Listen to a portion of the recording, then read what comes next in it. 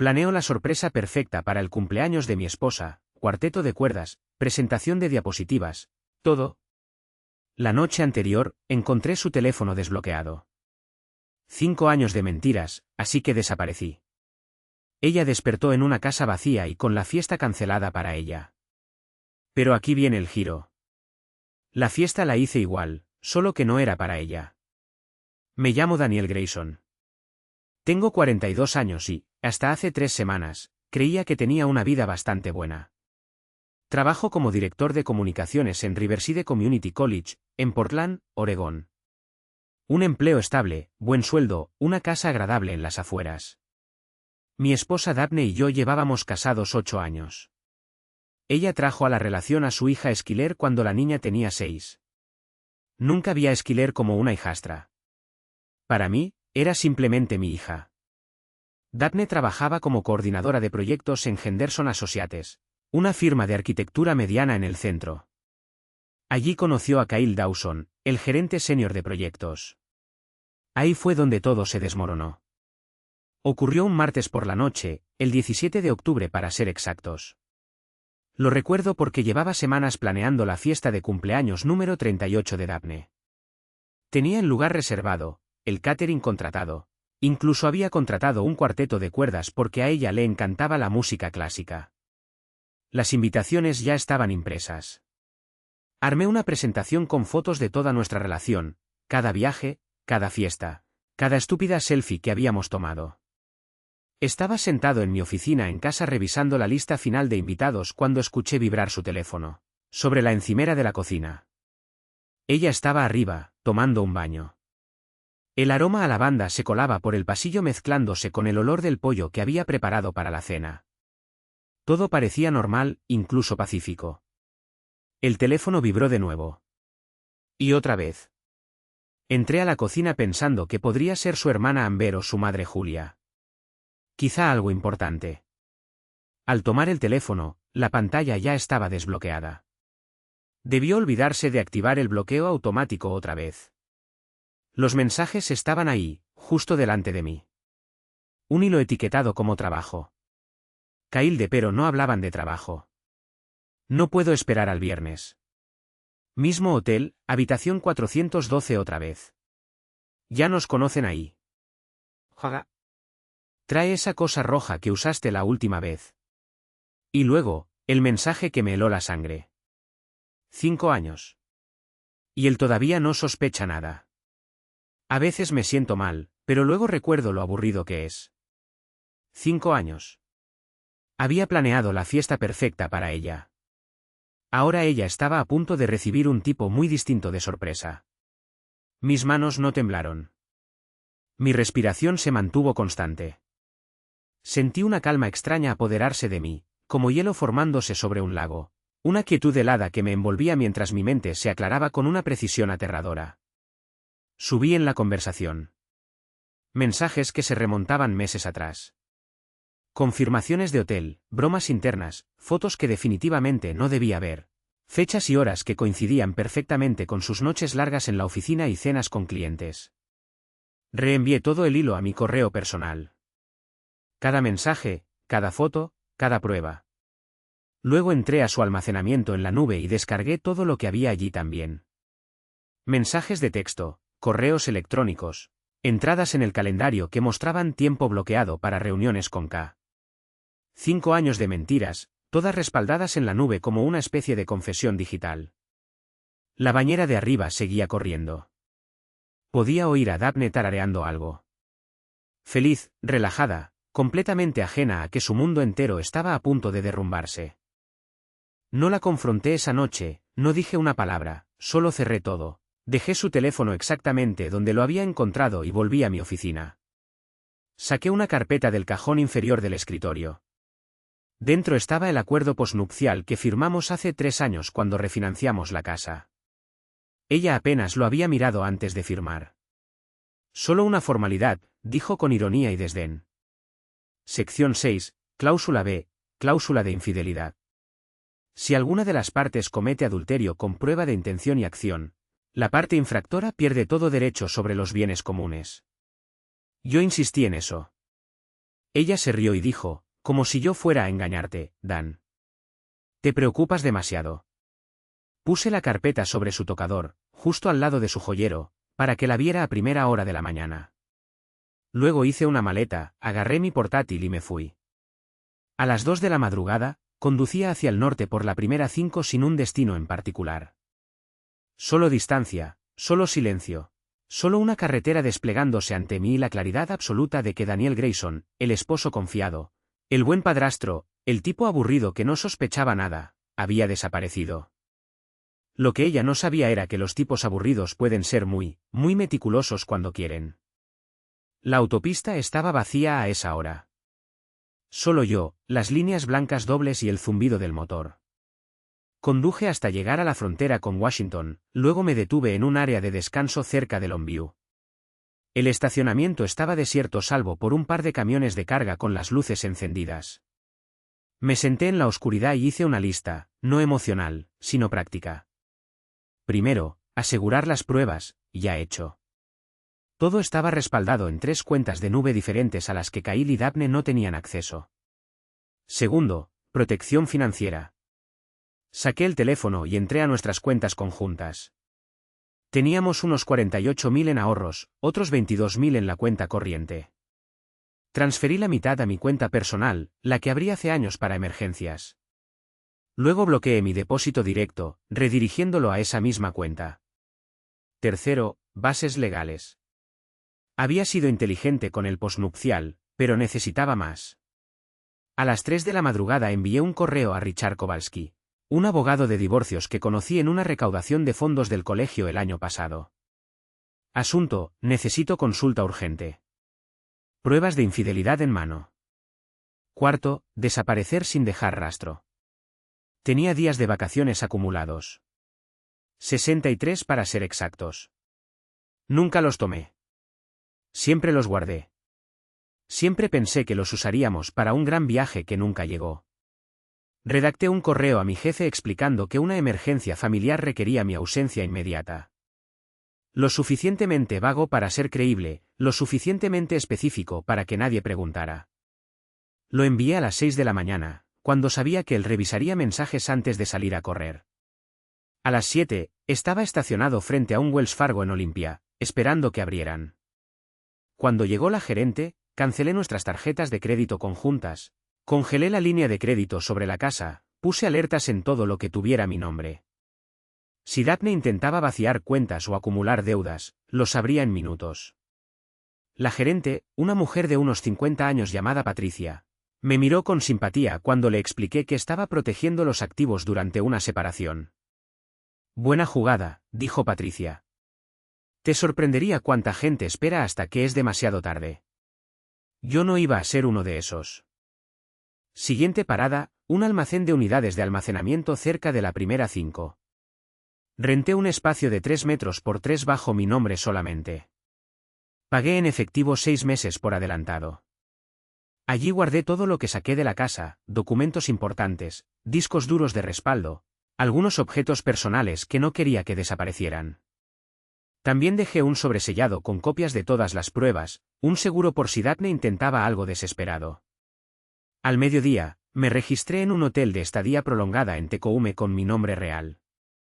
Sin esconderme, sin identidades falsas. No huía de la ley. Huyó de una mentirosa. Me acosté en la rígida cama del hotel y miré al techo. Mi teléfono tenía 17 llamadas perdidas de Daphne, 12 mensajes de texto, 3 buzones de voz.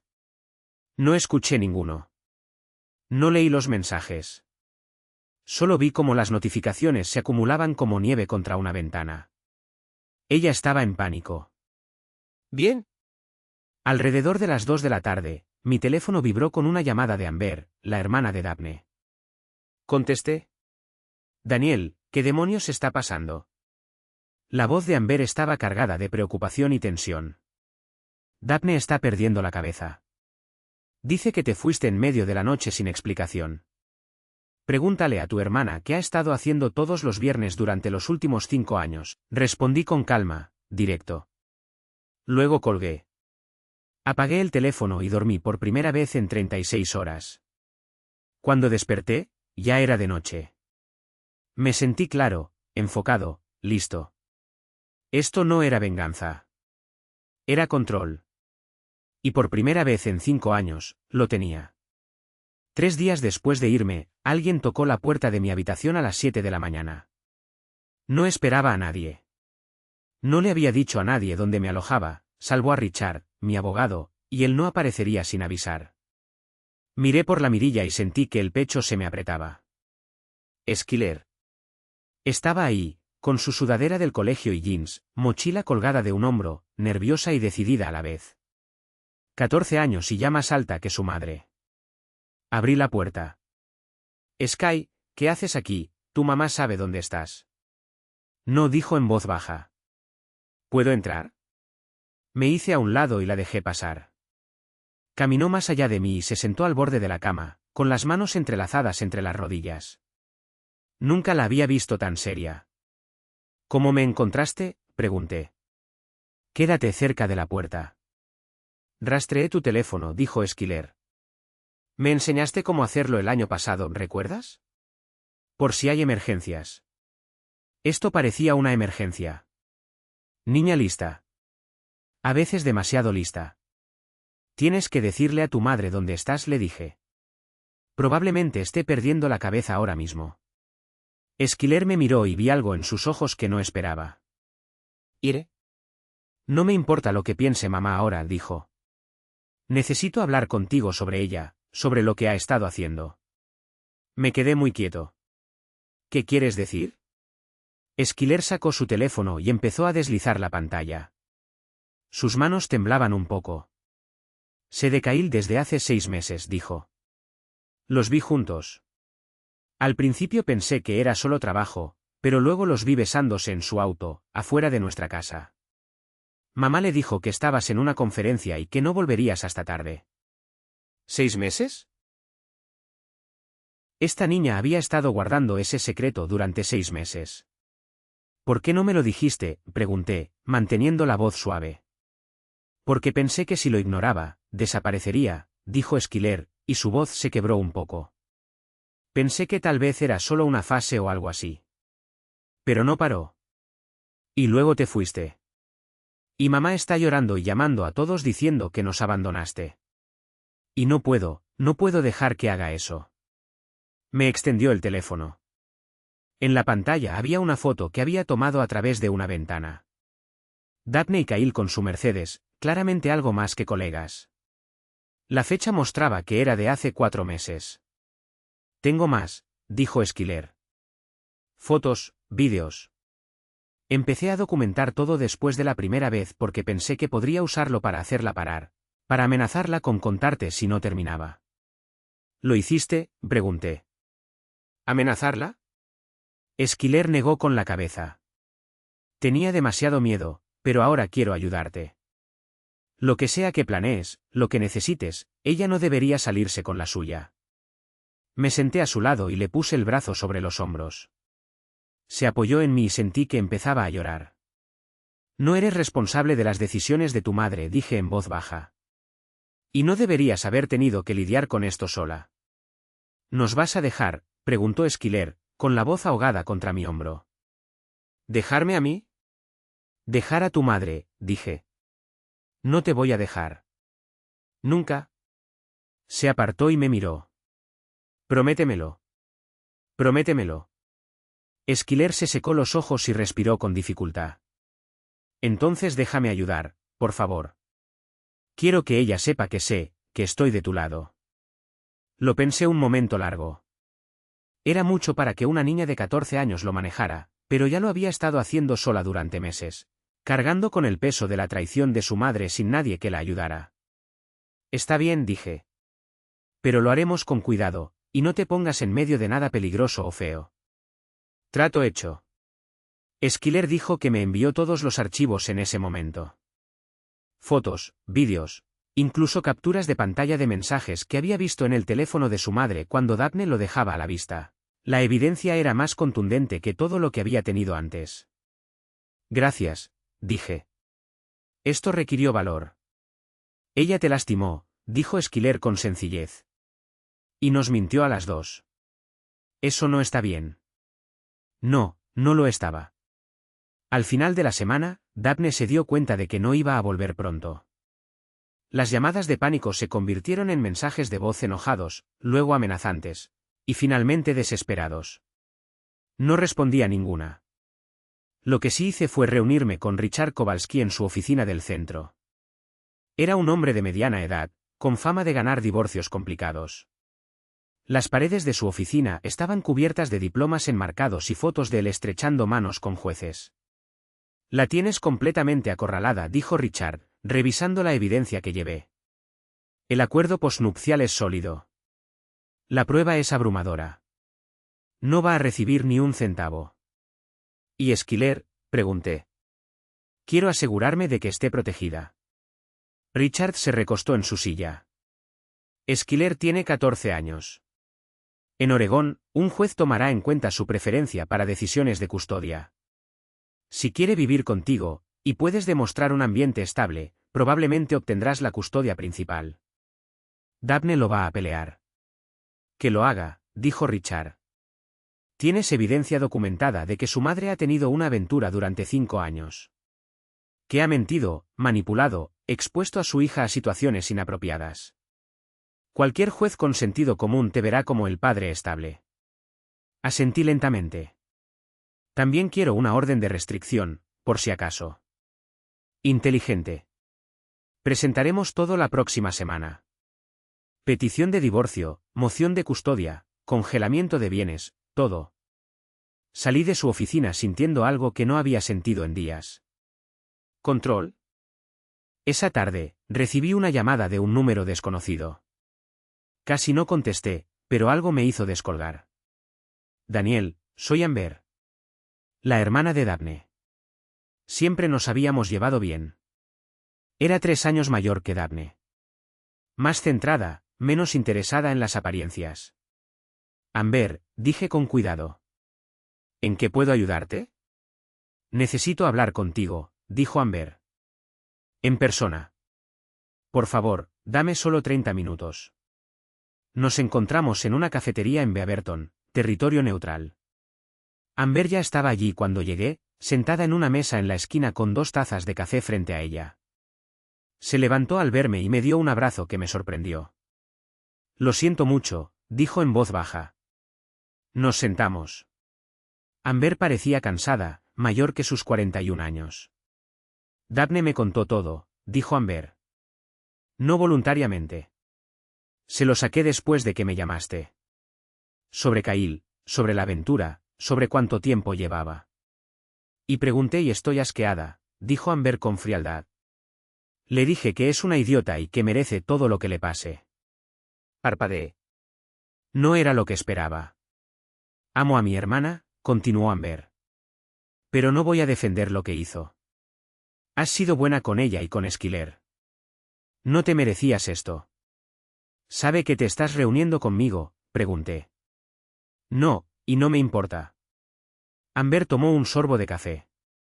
Estoy aquí para decirte que si necesitas a alguien que testifique sobre su carácter, sobre qué tipo de madre ha sido, lo haré. Tú testificas contra tu propia hermana, yo testifico por la verdad, dijo Amber.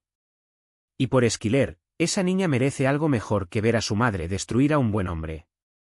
Observé el rostro de Amber. Lo decía en serio. Gracias, dije. Eso significa más de lo que imaginas. Hay algo más, dijo Amber. Mamá también lo sabe, Julia. Está furiosa. Quiere hablar contigo, pero tiene miedo de que no contestes. Julia siempre había sido amable conmigo. Tradicional, un poco anticuada, pero justa. Hablaré con ella, dije. Amber sonrió tristemente. Estás manejando esto con más gracia que la mayoría de los hombres. No quiero ser amargado, dije. Quiero ser libre. Los papeles del divorcio golpearon a Daphne como un tren de carga. Richard presentó todo un martes por la mañana. Al mediodía, un notificador le entregó los documentos en el trabajo. Me llamó 17 veces en las siguientes 2 horas. No contesté ni una. Lo que sí hice fue enviarle un solo mensaje de texto. Todo lo que necesitas saber es que es una presentación legal. Tu abogado puede explicártelo. Luego bloqueé su número. Esa noche, recibí una llamada de Julia. Le prometí a Amber que hablaría con la madre, así que contesté. Daniel, dijo Julia con voz cargada. Acabo de hablar con Daphne. Está histérica. Dice que te estás llevando todo y que ni siquiera le hablas. ¿Te dijo por qué? Pregunté. Hubo una pausa. Dijo que hubo un malentendido con un colega de trabajo. Casi me reí. Un malentendido. 5 años de habitaciones de hotel y mentiras. Y ella lo llamaba un malentendido. Julia, te voy a enviar algo, dije. Y después de que lo veas, si aún crees que estoy siendo irracional, podemos hablar. Le envié una selección de la evidencia. No las fotos explícitas, solo los mensajes de texto, las confirmaciones de hotel, las entradas del calendario que mostraban reuniones con K durante los momentos en que Daphne me había dicho que visitaba a Julia o hacía recados. 10 minutos después, Julia volvió a llamar. Cuando habló, su voz estaba cargada de lágrimas. Lo siento mucho, dijo. No tenía idea. 5 años. 5 años, confirmé. Y Esquiler lo sabe. Esquiler lo descubrió sola hace 6 meses. Ha estado cargando con ese peso sola porque tenía miedo de contárselo a alguien. Julia hizo un sonido como si la hubieran golpeado en el estómago. Esa pobre niña. Y tú, has sido tan paciente con todos nosotros, con el drama de Daphne, con sus cambios de carrera, con todo. Lo intenté, dije en voz baja. Pero ya no puedo más. Entiende, dijo Julia. Y quiero que sepas que pase lo que pase en este divorcio, no voy a tomar su lado. Lo que hizo es imperdonable. Tienes mi apoyo y si necesitas que hable en tu nombre por Esquiler, lo haré. 2 familiares dispuestos a testificar contra Daphne. Richard tenía razón. Esto iba a ser una batalla sangrienta. La semana siguiente, supe por Richard que Daphne había contratado a Sharon Kellerman, una de las abogadas de divorcio más agresivas de Portland. Sharon tenía fama de tácticas de tierra quemada. No ganaba siendo justa. Ganaba siendo brutal. Que traiga lo mejor que tenga, dijo Richard cuando nos reunimos para discutir la estrategia. Tenemos la evidencia. Tenemos el acuerdo postnupcial y tenemos testigos. Kellerman no podrá justificar una aventura de 5 años con documentación. ¿Y Esquiler? Pregunté. ¿Tendrá que testificar? Posiblemente. Depende de cuánto pelee Daphne la custodia. Pero Esquiler es lo suficientemente mayor como para que el juez la entreviste en privado en la sala de audiencias. No tendrá que enfrentarse directamente a su madre. Eso era algo. Al menos 2 días después, Sharon Kellerman envió una contraoferta. Daphne estaba dispuesta a admitir una indiscreción breve a cambio del 50% de todos los bienes y la custodia principal de Esquiler, con visitas supervisadas para mí cada 2 fines de semana. La leí 2 veces para asegurarme de que no estaba alucinando. ¿Cree que voy a aceptar esto?, pregunté a Richard por teléfono. Está tanteando el terreno, dijo Richard. Ve si cedes para evitar un juicio público. Es intimidación estándar. Dile que se vaya al diablo, dije educadamente. Richard se rió. Lo diré de forma más profesional, pero el mensaje será claro. Esa noche, Esquiler me llamó por vídeo desde la casa de Amber. Daphne se estaba volviendo cada vez más inestable, y Amber le había ofrecido quedarse con ella hasta que las cosas se calmaran. Mamá contrató a unos tiburones abogados, dijo Esquiler. Me sigue diciendo que tendré que elegir entre ustedes en la corte. Que el juez me hará escoger. Así no funciona. Le aseguré. Hablarás con el juez en privado. Nadie te obligará a elegir en una escena dramática en la sala del tribunal. Tu madre está tratando de asustarte.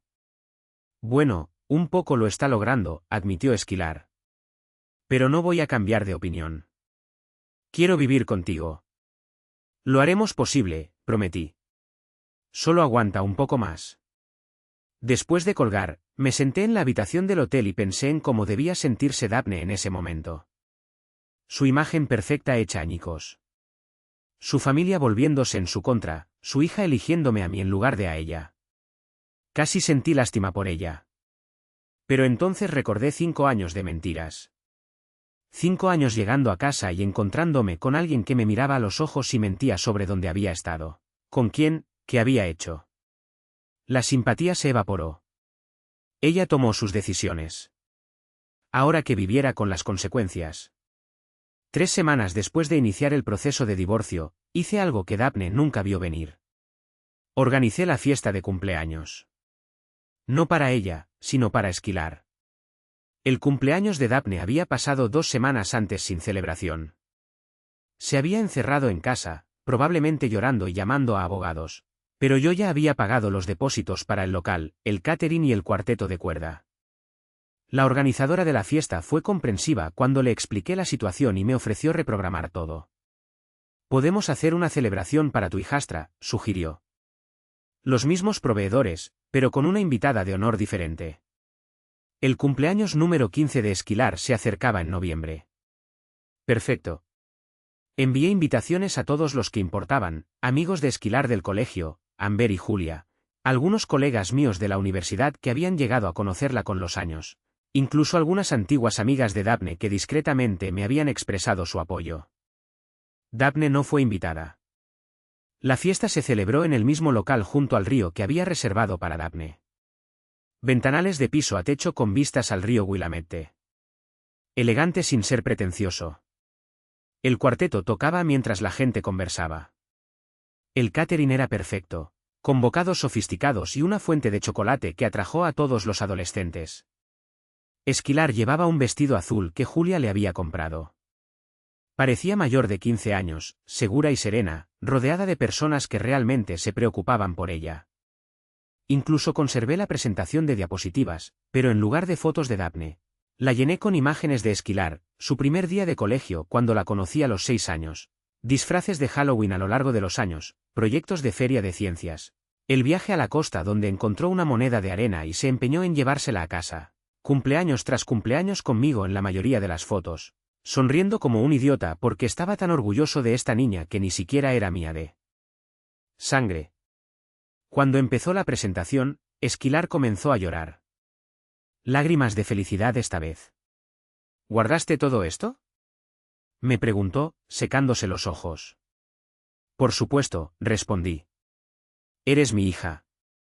Eso no cambia solo porque tu madre y yo nos estemos divorciando. Amber se acercó y nos abrazó a las dos. Esto es lo que es una familia, dijo en voz baja. No el desastre que creó Daphne. Julia dio un breve discurso sobre lo orgullosa que estaba de Esquilar por manejar todo con tanta madurez. No mencionó a Daphne por su nombre, pero todos sabían a quién se refería.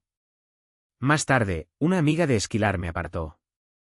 Se llamaba Emma y había sido la mejor amiga de Esquilar desde 6º grado.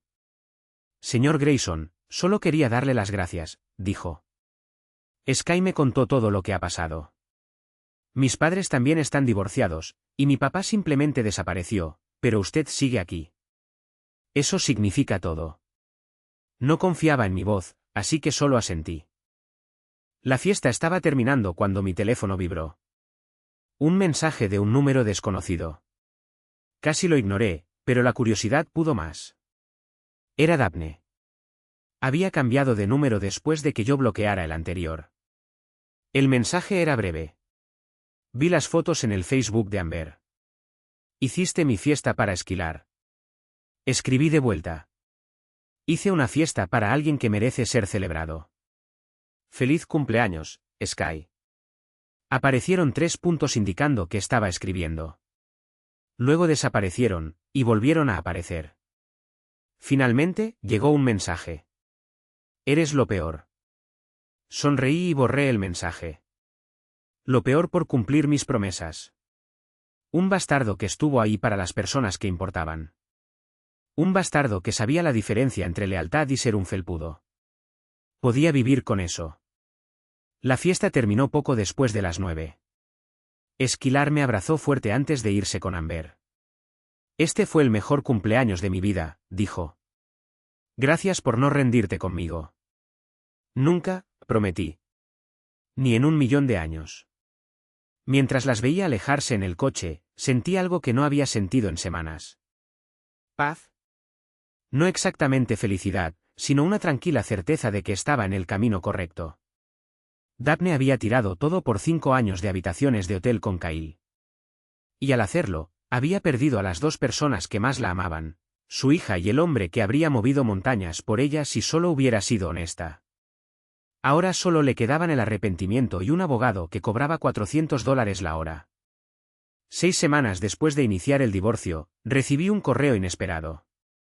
Era de una mujer llamada Rachel Torres, que conducía un podcast llamado Segundas Oportunidades, centrado en transiciones de vida y crecimiento personal.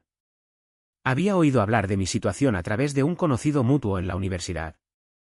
Me encantaría hablar contigo sobre cómo afrontar un divorcio con dignidad, decía su correo. No como una historia de venganza, sino como una conversación sobre elegir tu propio camino cuando la vida se desmorona. Sin nombres, completamente anónimo si prefieres. Lo pensé durante 2 días antes de responder. Una parte de mí quería mantenerse invisible, manejar todo en privado. Pero otra parte, la que había estado en silencio durante 5 años mientras Daphne construía sus mentiras, quería hablar. Acepté la entrevista con una condición, sin nombres reales, sin detalles identificativos, solo una historia sobre elegir el respeto propio en lugar del rencor. La grabamos en el estudio casero de Rachel en el noreste de Portland. Tenía unos 40 años, era cálida y profesional, con una voz que te invitaba a decir la verdad. Entonces, descubriste que tu esposa te fue infiel durante 5 años, dijo Rachel unos 15 minutos después de empezar la conversación. ¿Cuál fue tu primera reacción? Calma, respondí, lo que me sorprendió. Pensé que estaría enfadado o devastado. Pero lo que sentí fue claridad, como si alguien hubiera encendido la luz en una habitación en la que había estado tropezando durante años. ¿Y te fuiste esa misma noche? Sí, porque sabía que si me quedaba, si le daba la oportunidad de explicar o disculparse, podría caer de nuevo en el patrón, podría convencerme de que no era tan grave, que podríamos solucionarlo. Pero 5 años no son un error. Es una elección, y yo necesitaba hacer la mía. Rachel se inclinó hacia adelante. Planeaste una fiesta sorpresa para ella. ¿Qué pasó con eso? Sonreí. La hice para su hija. Mi hijastra. Ella estaba atrapada en medio de todo. Y quería que supiera que algunas personas cumplen sus promesas. Eso es notable, dijo Rachel en voz baja. La mayoría en tu situación habría cancelado todo. Se habría ido por completo. Yo me fui de mi esposa, dije. Pero no me alejé de ser el hombre que quiero ser. Hay una diferencia. La entrevista duró 90 minutos. Hablamos de reconocer tu valor, de la diferencia entre perdonar y ser un felpudo, de reconstruir la vida en tus propios términos. La última pregunta de Rachel me tomó por sorpresa. ¿Qué le dirías a tu esposa si te estuviera escuchando ahora? Guardé silencio un largo momento. Le diría que espero que encuentre lo que buscaba en esas habitaciones de hotel, porque lo que perdió fue a un hombre que habría movido montañas por ella si solo hubiera sido honesta. Eso no se encuentra 2 veces. El podcast salió 2 semanas después. Rachel lo tituló La salida silenciosa, cuando irse es lo más valiente que puedes hacer. En 3 días tuvo 50.000 descargas. Al final de la semana, alcanzó las 200.000. La gente compartía fragmentos en redes sociales, citando la frase de no quemar la casa, solo dejar de pagar la hipoteca. Empecé a recibir mensajes, hombres que habían pasado por situaciones similares, agradeciéndome por poner en palabras lo que habían sentido, mujeres que decían que les ayudó a entender por qué sus parejas se habían ido, incluso algunos terapeutas pidiendo permiso para compartirlo con sus clientes. La atención fue abrumadora e incómoda, pero también se sintió como respirar después de aguantar la respiración demasiado tiempo. 3 días después de que el podcast se volviera viral, recibí un mensaje de Amber. Daphne lo escuchó. Sabe que eres tú. No lo está manejando bien. No respondí. ¿Qué podía decir? Esa noche, Esquilar me llamó riendo. Todos en la escuela hablan de este podcast, dijo. No saben qué es sobre mamá, pero yo sí. Y Daniel, es perfecto. Contaste nuestra historia sin ser cruel, sin rencor. Solo dijiste la verdad. ¿Cómo estás con todo esto? Pregunté. Mejor que mamá, respondió Esquilar. Llamó a Amber llorando, diciendo que la humillaste públicamente. Pero Amber le dijo que nunca usaste su nombre, que no dijiste nada cruel. Solo defendiste tu lado. Y si ella se siente humillada, tal vez es porque sabe que lo que hizo estuvo mal. Niña lista, a veces demasiado lista. Estoy orgulloso de ti, dije. Por manejar todo esto con gracia. Aprendí de la mejor, respondió Esquilar. Después de colgar, me senté en la terraza de mi habitación de hotel y observé el atardecer sobre Portland. Las luces de la ciudad empezaban a encenderse una a una, como estrellas cayendo hacia arriba. Pensé en Daphne escuchando ese podcast, oyendo su historia contada desde mi perspectiva por primera vez, dándose cuenta de que no era el esposo aburrido y despistado que ella había pintado. Que había estado atento todo el tiempo. Espero que duela, no porque quisiera venganza, sino porque el dolor es la forma en que aprendemos. Y Daphne tenía mucho que aprender. 8 semanas después de presentar la demanda de divorcio, tomé una decisión. Necesitaba un lugar permanente, que no fuera una habitación de hotel, que no fuera temporal, que no esperara a que mi antigua vida se arreglara mágicamente. Lo encontré un sábado por la tarde mientras conducía por las estribaciones de las cascadas al este de Portland. Un cartel de "Se vende" al final de un camino de grava que serpenteaba entre abetos Douglas y cedros. La propiedad tenía 15 acres con una pequeña cabaña, un taller y una vista que se extendía hasta el monte Odd en días despejados. La cabaña era rústica. 60 años, necesitaba reparaciones, pero tenía buena estructura, con estufa, pozo, paneles solares que apenas funcionaban. El tipo de lugar donde podía desaparecer y salir cambiado del otro lado. El agente inmobiliario era un hombre llamado Frank, probablemente de 70 años, que había vivido toda su vida en la zona. El dueño anterior era un carpintero, me dijo Frank mientras me mostraba el taller detrás de la cabaña. Hacía muebles a medida, murió el año pasado. Los hijos no quieren la propiedad. Son vendedores motivados. Caminé hacia el taller. Herramientas colgadas en tableros perforados, organizadas y cuidadas. Un banco de trabajo que había visto décadas de uso. Aserrín aún en el suelo, como si el dueño acabara de salir a almorzar. Me la llevo, dije. Frank parpadeó. ¿No quieres ver el resto? Revisar los cimientos. Hacer una inspección.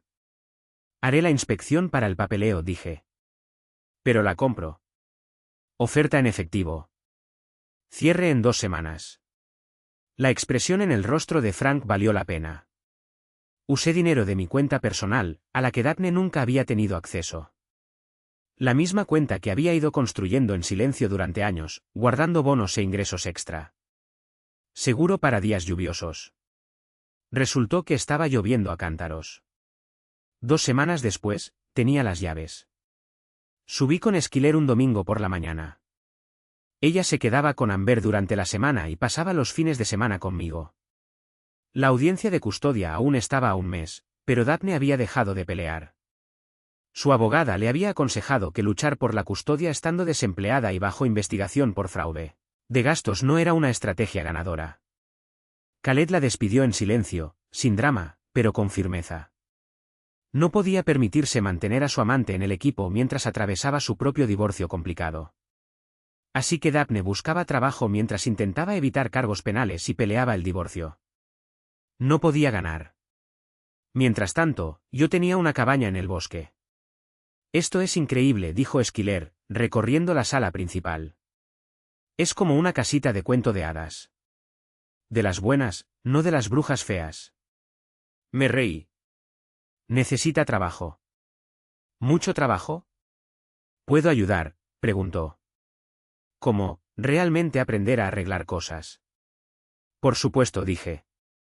De hecho, te voy a enseñar carpintería. El dueño anterior dejó todas sus herramientas. Sería un desperdicio dejarlas ahí. Pasamos ese primer día limpiando, organizando, haciendo listas de reparaciones.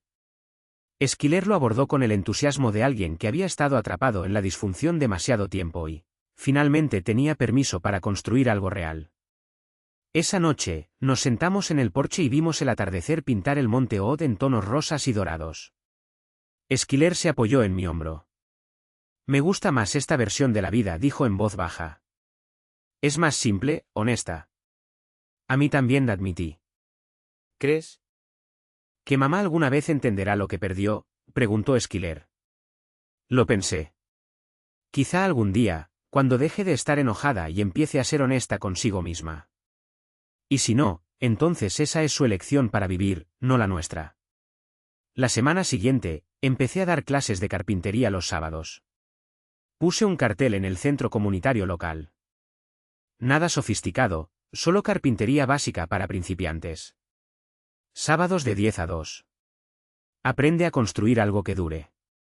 6 personas llegaron la primera semana. Para la tercera, tenía lista de espera. La mayoría eran hombres pasando por sus propias versiones de lo que yo había vivido. Divorcios, pérdidas de empleo, transiciones de vida. Venían a aprender a usar una sierra y un cepillo. Pero lo que realmente necesitaban era un lugar donde no tuvieran que fingir que todo estaba bien. Construimos cosas simples al principio. Tablas de cortar, estantes pequeños, marcos para fotos. Pero no se trataba realmente de los proyectos. Era sobre el proceso, tomar materiales en bruto y darles forma útil, lijar las asperezas, crear orden del caos. Uno de los hombres, un veterano llamado Tom que atravesaba un divorcio brutal, lo dijo mejor. Esto es más barato que la terapia y más útil que un bar. No pude discutir eso. 4 meses después de que el divorcio se finalizara, Daphne apareció en mi cabaña. No sabía cómo había encontrado la dirección. Tal vez Amber se la dio. Tal vez contrató a alguien para rastrearme. De cualquier forma, allí estaba un sábado por la tarde, parada al pie de mi camino de entrada, luciendo insegura y pequeña. Yo estaba en el taller con 3 alumnos, enseñándoles a usar un cepillo manual. Tom, el veterano, la vio primero. Daniel, tienes visita, dijo en voz baja. Miré y la vi a través de la puerta abierta. Mi primer instinto fue decirle que se fuera, pero algo en su postura me detuvo. No vino a pelear. Vino a rendirse. Me disculpé y salí a encontrarme con ella. Nos quedamos allí en la grava, a 3 metros uno del otro, como extraños que se encuentran por primera vez. ¿Cómo me encontraste?, pregunté, manteniendo la voz neutral. Tu abogada le dio la dirección a Esquiler, dijo Daphne. Para emergencias. No me lo dijo, pero lo vi anotado. ¿Esto es una emergencia?, pregunté. Para mí, sí, dijo en voz baja. ¿Podemos hablar solo unos minutos? Pensé en mandarla a volar, pero ganó la curiosidad. Señalé un banco cerca de la línea de árboles, lejos del taller donde mis alumnos podían vernos pero no escucharnos. Nos sentamos, manteniendo una distancia cuidadosa.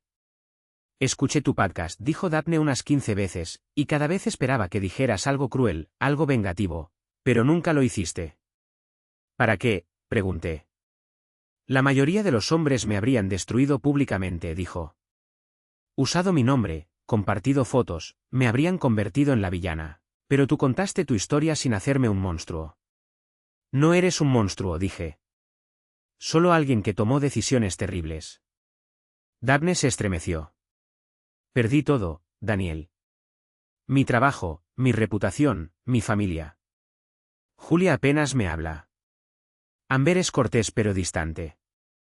Esquiler vive contigo a tiempo completo y me ve cada 2 fines de semana como si fuera niñera. Te lo hiciste a ti misma, dije con calma. Lo sé, susurró. Lo sé.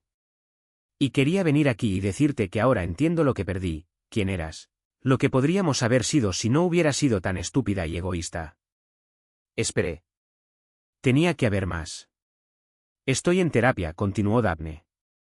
Terapia de verdad, no solo la que ordena el tribunal. Mi terapeuta cree que tengo una especie de adicción a la validación, que necesito atención y afirmación constante de gente nueva porque no creo valer nada por mí misma. Probablemente sea cierto, dije. Me miró sorprendida. ¿Lo sabías? Lo sospechaba, dije. La forma en que necesitabas que todos te quisieran, te admiraran, ¿cómo? Curabas tu vida para Instagram en lugar de vivirla. Pero pensé que si te amaba lo suficiente, te sentirías segura. No estabas equivocado, dijo Daphne. Solo estaba demasiado rota para ver lo que me ofrecías. Nos quedamos en silencio un momento. Los pájaros cantaban en los árboles. En el taller, escuchaba a Tom reírse de algo. Uno de los otros alumnos preguntó, ¿por qué estás realmente aquí?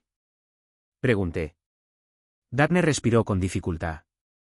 Quería preguntar si hay alguna posibilidad, alguna chance de que algún día puedas perdonarme. No para volver, sé que eso se acabó, pero solo para que pueda dejar de odiarme. La miré. La miré de verdad. Había perdido peso. Su cabello estaba más corto, menos arreglado. Llevaba jeans y un suéter sencillo en lugar de sus habituales prendas de diseñador. Se veía más real que nunca. Te perdoné hace meses, dije en voz baja. No porque lo merecieras, sino porque cargar con el rencor era agotador. Pero perdonar no significa reconciliarse. Solo significa que no voy a dejar que lo que hiciste envenene el resto de mi vida. Las lágrimas le corrían por la cara. Gracias. Eso es más de lo que merezco. Probablemente. Estoy de acuerdo. Pero Daphne, tienes que hacer algo por mí. Lo que sea, dijo ella. Deja de castigarte y empieza a construir una vida real. Haz la terapia que necesitas. Sé honesta con la gente. Y, lo más importante, sé una madre real para Skyler, no la versión de Instagram. La versión que aparece y hace las cosas difíciles. Estoy intentando, dijo Daphne. Es más difícil de lo que pensé. La mayoría de las cosas reales lo son, dije. Se levantó, secándose los ojos. Debo irme. Solo necesitaba decir esto cara a cara. Mientras caminaba hacia su auto, la llamé. Daphne se volvió. Espero que encuentres lo que buscas, dije. Solo asegúrate de que esta vez sea real. Asintió y se fue manejando. Tom salió del taller unos minutos después. ¿Ex esposa?, preguntó. Sí, dije. ¿Cómo fue? Mejor de lo esperado, admití.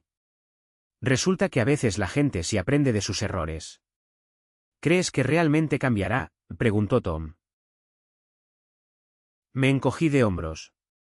Quizá sí, quizá no. Pero eso ya no era mi problema. Volvimos al taller y pasamos el resto de la tarde enseñando a la gente cómo convertir la madera en bruto en algo hermoso. 9 meses después del divorcio, mi vida no se parecía en nada a lo que había sido antes.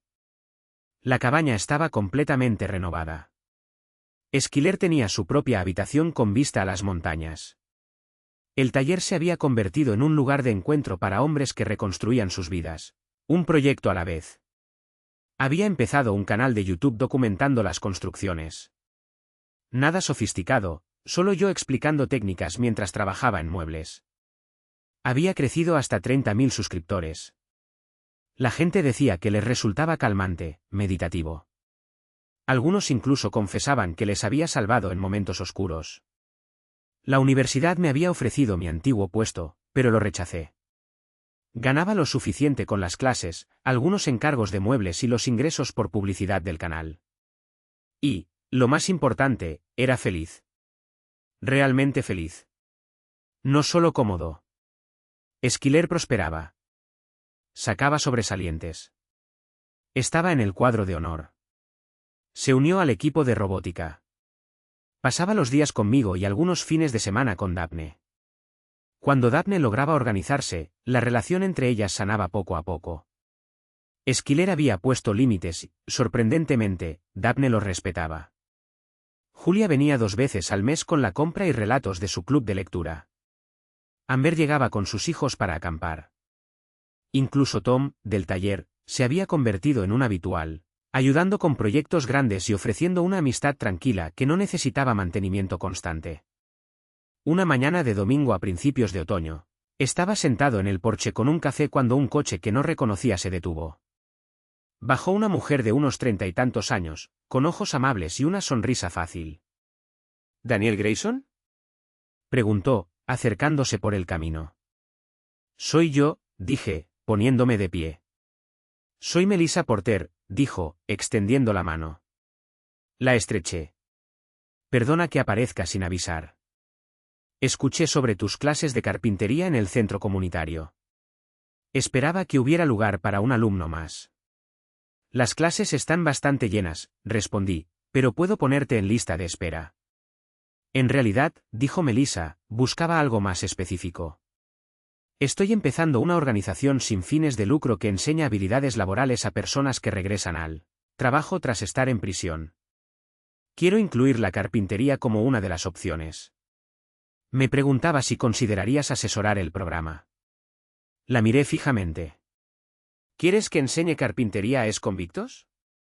Quiero que enseñes a personas que cometieron errores a construir algo significativo, corrigió con suavidad.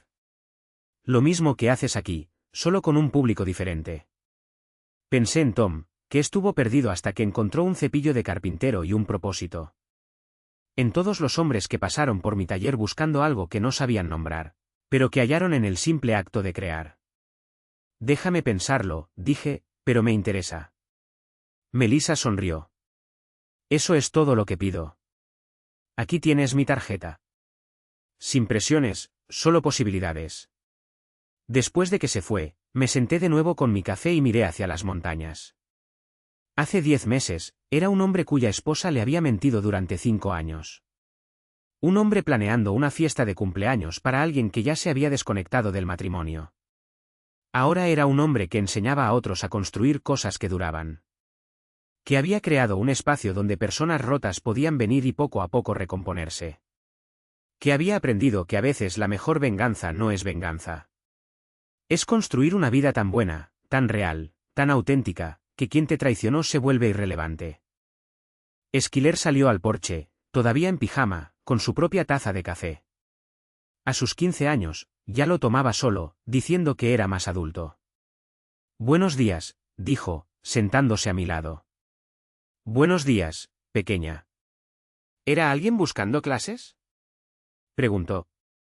Algo así, respondí. Una mujer que quiere empezar un programa para enseñar carpintería a personas que salen de prisión. Los ojos de Esquiler se iluminaron. Eso es increíble. ¿Vas a hacerlo? Lo estoy pensando. Deberías, dijo con firmeza. Eres bueno en esto, en ayudar a la gente a encontrar el camino de regreso. Le puse el brazo sobre los hombros. ¿Cuándo te volviste tan sabia? Aprendí de la mejor, dijo, repitiendo unas palabras que me había dicho meses atrás. Nos quedamos en silencio cómodo, viendo cómo el sol de la mañana pintaba las montañas de oro. En algún lugar de Portland, Daphne probablemente dormía hasta tarde, revisando su teléfono, tratando de reconstruir una vida que había destrozado. En algún otro lugar, Ka enfrentaba sus propias consecuencias. Pero aquí, en este porche, en este momento, con esta chica que me eligió, aunque no tenía que hacerlo, tenía todo lo que importaba. El divorcio me había quitado mucho. Mi matrimonio, mi confianza, una versión de mí que creía que el amor bastaba. Pero también me había dado algo. Claridad, propósito, la certeza de que podía sobrevivir a la traición y salir más fuerte del otro lado. Y me había dado esto, una mañana tranquila en la montaña, una hija que confiaba en mí y la profunda satisfacción de construir algo real con mis propias manos. Algo que valía más que cualquier fiesta de cumpleaños.